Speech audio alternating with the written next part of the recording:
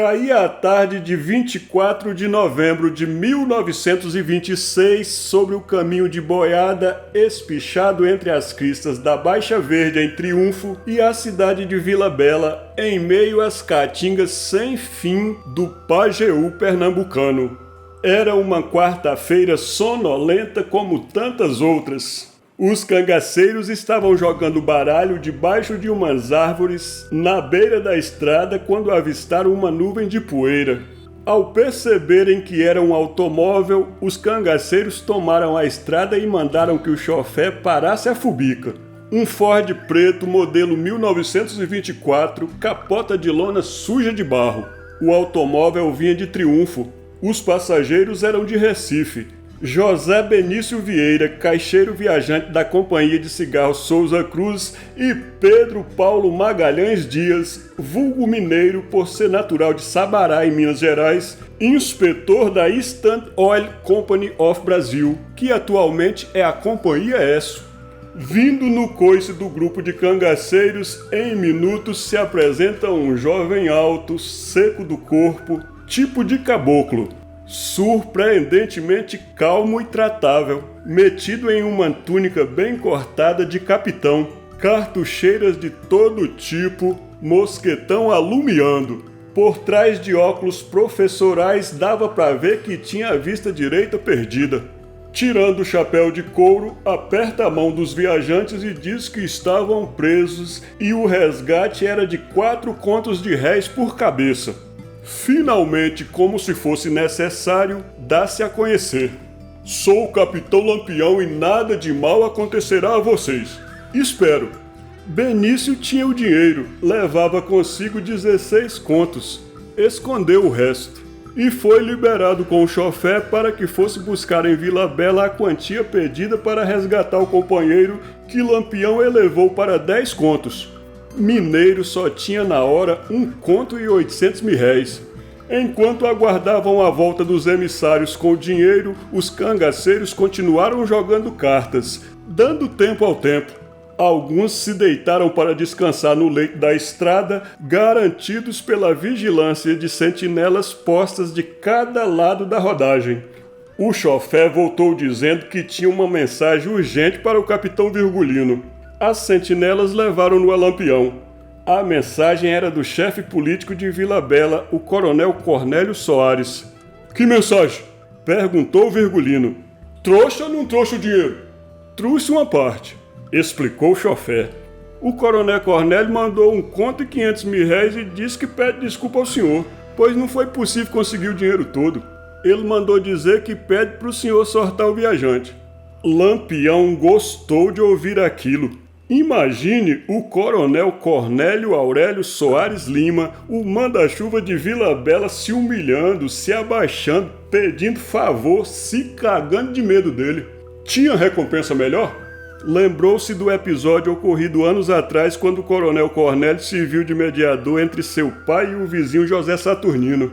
Naquela ocasião, o coronel não tinha sido justo. O acordo por ele presidido tinha sido nitidamente desvantajoso para os Ferreira. Despachou o chofé dizendo: Vá, volte com essa porqueira e diga a Cornélio que pode ficar com ela. O preço trabalha para a empresa rica, ela que pague. O homem vai continuar no xadrez até que eu resolva o que fazer com ele. Vai depender da circunstância. E a partir de agora o preço é 20 conto. Em Vila Bela, novo corre-corre para arranjar o dinheiro do resgate. Andando de casa em casa pedindo emprestado aos amigos, conseguiram juntar 10 contos de réis. Já era madrugada quando Cornélio despachou Manuel Macário, o vaqueiro de sua fazenda Cachichola, com o dinheiro arrecadado a fim de fazer a entrega. Para não levantar suspeita, o vaqueiro ia todo encoraçado, como quem vai pegar gado na caatinga. Porém, quando Manuel Macário chegou à Pedra do Sino, os cangaceiros já haviam viajado em direção à Varzinha. Ciente do que tinha a fazer, o vaqueiro foi atrás, mas no saco da roça ele foi interceptado pela volante do cabo Manuel Neto. Além de tomar o dinheiro, Manuel Neto ainda mandou dar uma tremenda surra no vaqueiro. Manuel Neto entregou o dinheiro ao Major Teófanes. 5 contos de réis. Quando Teófanes foi restituir essa quantia a Cornélio Soares, este reclamou que não era só 5 contos, eram 10. Nunca se soube quem ficou com a diferença. Lampião saiu da Pedra do Sino de madrugada e ao romper do dia chegou a Varzinha, um arraiá a 5 léguas de Vila Bela, na estrada de Custódia. A primeira providência ao chegar a Varzinha foi mandar prender um homem chamado Silvino Liberalino, que já havia sido subdelegado de Vila Bela. Ao avistar o bando chegando, Liberalino saiu à porta com um rifle e perguntou: "Quem vem lá? É Lampião ou é a força?" "É a força volante", respondeu um cangaceiro. "Então pode chegar. Se fosse Lampião ia comer bala." Os cangaceiros pediram água. Quando Liberalino encostou o rifle na parede para abrir a tampa do pote, os cabras o seguraram. "Você tá falando é com um grupo de Lampião, seu puxador de saco. Esteja preso." Os cangaceiros que já vinham com o refém Pedro Paulo Magalhães Dias, o mineiro, levaram também Silvino Liberalino. Enquanto isso, Lampião cuidava do objetivo de sua ida à Varzinha, que era vingar a morte de um amigo. O crime tinha sido na Serra Negra, município de Floresta. O criminoso evadira-se, chamava-se José Esperidião. Estava morando na Varzinha. A esposa de Esperidião, Dona Rosa Januária, a Rosa Cariri, ao avistar aquele monte de gente, avisou: "Zé, tá vindo um monte de gente lá. Acho melhor tu se retirar." "Quantas pessoas você acha que vem?" perguntou o marido. "É bem uns 20, avaliou a mulher. "Eu não corro com medo de 20 homens", decidiu Esperidião. Pegou o rifle e 2 bornais de bala, fechou a porta e preparou-se para a luta. Sua casa tinha furos nas paredes por onde ele espiava e atirava. O cabra era valente. O bando percebeu que o serviço não ia ser mole. Para não perder tempo, Lampião mandou que tocasse fogo na casa. Os cabras retiraram toda a madeira do curral em frente à casa, jogaram no pé da parede, despejaram querosene e atearam fogo. Feito isso, Lampião deu-se por satisfeito e foi embora. Quando os vizinhos foram ver, encontraram José Esperidião morto, mas sem marcas de bala no corpo. Morrera asfixiado pela fumaça. Não se sabe como um filho de Esperidião com apenas 7 dias de nascido foi encontrado vivo numa rede armada na sala, com um pezinho baleado. O bando de cangaceiros seguiu viagem rumo às ribeiras do Tamboril, chegando até o sítio dos Nunes, no município de Flores, de onde voltaram. Ao chegar ao sítio Morada, hoje município de Calumbi, Lampião estava ciente que a polícia estava no seu encalço. Portanto, ali mesmo abasteceu o bando e pegou o rumo da Serra Grande. Aquele dia 25 de novembro de 1926 foi um dia complicado para o Major Teófanes. Enquanto tomava o café da manhã, pensava no grave problema que teria de resolver. Era muita pressão. Ele dispunha no momento de mais de 300 praças, reunindo os homens do destacamento local e as volantes do tenente Gino José Belarmino, do sargento Arlindo Rocha e dos cabos Manuel Neto e Domingos Gomes de Souza, o Domingos Cururu, que estavam de passagem por ali, atraídas pelo tiroteio do dia 21 em São Francisco. Estava para chegar Zé Olinda com sua gente alistada de afogados da Engazeira e Euclides Flor com os famosos cabras de Nazaré. O major tinha que fazer alguma coisa. Decidiu. Arlindo Rocha e Manuel Neto iriam na frente a pé em direção à Serra Grande para sondar o terreno. Outros iriam de caminhão. Manuel Neto e Arlindo Rocha puseram os homens na estrada.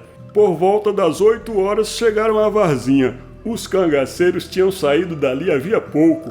Manuel Neto e Arlindo Rocha estavam dispostos a ir atrás deles, mas aí surgiu um problema. Cadê o comandante Teófanes? Será que não veio? Um coiteiro foi avisar a Lampião que perto dali, entre a Serra Grande e a Varzinha, tinha mais de 1000 soldados. Lampião respondeu: "Já tô sabendo. São os macacos de Neguigina, Arlindo Rocha, Mané Neto e Domingo Cururu. Deixa eles vir que nós estamos preparados para eles." As volantes estavam concentradas perto da fazenda Canafístula. todo mundo arrotando valentia. Por volta das 8 horas, o Major Teófanes chegou de automóvel. A tropa animou-se. Agora ia ter luta. Ângelo Caboclo, o Ângelo Inácio da Silva, considerado o melhor dos rastejadores, tinha ido até o pé da serra e voltou assegurando que, pelos vestígios, os bandidos tinham entrado no Boqueirão, uma garganta no meio da montanha pela qual se subia para passar para o outro lado. Ao escutar esse relato, o Major Teófanes ordenou que as volantes fossem atrás do bando pela mesma passagem. O Major estava confiante. Contava com cerca de 300 soldados armados de fuzis e rifles, havia até armas automáticas. 2 metralhadoras Hotchkiss novinhas em folha. E pelo que sabia, os cangaceiros eram só uns 60, no máximo 100. Ia ser fácil. Como todo comandante que se preza, o Major Teófanes ficou na retaguarda junto com seus auxiliares diretos. Depois que a tropa saiu, ele voltou ao local onde deixaram o automóvel e mandou que o motorista tocasse para a Vila Bela, pois no quartel havia uma porção de coisa para fazer. Precisava passar alguns telegramas. Não valia a pena perder tempo com os diabos dos cangaceiros. O rastejador Ângelo Caboclo viu vestígios de que cangaceiros haviam passado por ali. Imediatamente disse ao comandante: "Prepare a tropa que os homens estão ali." E apontou. Quando o Lampião escutou o corneteiro soprar o toque de avançar, resmungou lá de cima: "Vai tocando e vai chegando." Antônio Ferreira, com os 20 cabras, havia tomado posição à meia altura do paredão da serra, ao lado do poente, na entrada do Boqueirão. Lampião subiu pelo grotão, indo postar-se com outro grupo no local onde havia um minadouro a cerca de 1 quilômetro da embocadura da garganta. Os demais cangaceiros foram distribuídos pelas encostas da serra de ambos os lados da estreita passagem, entrincheirados atrás de grandes pedras. Sabino Gomes chefiando os da esquerda, Jurema chefiando os da direita. Antônio Ferreira deixaria a tropa passar sem problemas e, quando começasse o ataque, cuidaria de bloquear a saída do alçapão. Lá embaixo, na vastidão da planura semiárida, os soldados em pequenos grupos aproximavam-se da serra. Por volta das 9 horas, os mais afoitos iniciaram a subida. Lampião explicou ao caixeiro viajante da Estandarte Óleo como devia proceder quando a panela começasse a ferver. Logo mais o pobre homem teria uma visão do que se imagina que seja o inferno, com o ensurdecedor pipocar dos rifles e fuzis, o maltraquear das metralhadoras, além de gritos, insultos e xingamentos de parte a parte, cangaceiro e soldado imitando galos, latindo como cachorros, berrando como touros, zurrando como jumentos, difamando as mães e as mulheres uns dos outros numa algazarra assustadora, cada lado buscando assim intimidar o inimigo. Estando boa parte da tropa cercada como gado num curral, Antônio Ferreira, na entrada do Boqueirão, aboiava como se fazem os vaqueiros. "Ê boi!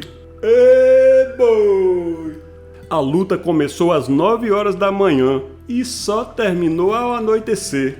Embora os soldados fossem em maior número, era impossível combater o inimigo invisível, pois os cangaceiros se encontravam entocados nas furnas ou amparados atrás das pedras. Para os soldados era como se lutassem contra fantasmas, pois não viam de onde vinham os tiros. Pior ainda foi sair daquela arapuca sob o fogo dos cabras de Antônio Ferreira, encarapitados na boca da grota. Por sorte da tropa, os cangaceiros não tinham como caprichar na pontaria, porque no leito do riacho havia muitas árvores e pedras enormes que favoreciam a proteção dos soldados. 10 soldados morreram. O primeiro a morrer foi o rastejador Ângelo Caboclo, o Ângelo Inácio da Silva, com uma bala na testa, sendo depois arrastado para trás de uma pedra e sangrado. Os outros mortos foram Luiz Torres Bandeira, Severino Pereira da Silva, Pedro Aureliano da Silva, Targilino Rocha, Otávio de Sá Araújo, João Terto, o João Preto, José Dias dos Santos, José Arcôncio dos Santos e Antônio Braz de Lima. Quanto aos feridos, não havia quem contasse. Os casos mais graves foram 14. No rol dos feridos estavam o cabo Manuel Neto, que recebeu 5 tiros, ficando com ambas as pernas fraturadas, e o sargento Arlindo Rocha, que teve o maxilar direito quebrado por uma bala. O tenente Gino nada sofreu, tendo perseverado na luta até escurecer, impedindo a descida dos cangaceiros e coordenando o socorro aos feridos. Do lado dos cangaceiros não houve sequer um arranhão. Dentre os cangaceiros que participaram da Batalha da Serra Grande, haviam 6 novatos cujos nomes viriam a ter relevo singular no bando alguns anos mais tarde. 5 deles eram baianos foragidos de seu estado natal por crimes comuns, os irmãos Antônio e Cirilo de Ingraça, que se faziam acompanhar dos sobrinhos Antônio de Seunaro, Zé Baiano e Sabonete. O 6º era um alagoano chamado Cristino, apelidado de Corisco. O nazareno Manuel Neto, após tratamento, ficou caminhando de forma desengonçada pelo resto da vida, mas não desistiu de lutar. De todos os nazarenos, foi dali em diante o mais ferrenho perseguidor de Lampião. Pelo desempenho na Batalha de Serra Grande, foi promovido a sargento. Arlindo Rocha foi elevado a tenente. Submeteu-se a uma intervenção cirúrgica no Recife para a ligação da mandíbula com fios metálicos, passando por isso a ser chamado queixo de prata, sendo que Lampião o chamava de queixo quebrado. O dinheiro para o resgate de Pedro Mineiro não chegou, mas Lampião o liberou a si mesmo, pois tinha gostado do cabra. Antes do homem partir, Lampião pediu-lhe um favor. Queria que ele levasse uma carta para o governador interino de Pernambuco, Dr. Júlio de Mello. Nessa carta, datada de 27 de novembro de 1926, Lampião propunha a divisão do estado de Pernambuco em 2. Ele governaria a parte a oeste e o governador ficaria com a parte leste. Dias depois, ao chegar ao Recife, Mineiro fez chegar a carta ao governador do Pernambuco por intermédio do desembargador Dr. Antônio Guimarães, então no cargo de chefe de polícia. É evidente que essa proposta de Lampião não era feita a sério, era uma chacota. Mas até que a coisa fazia sentido, pois a imprensa já o vinha chamando de governador dos sertões.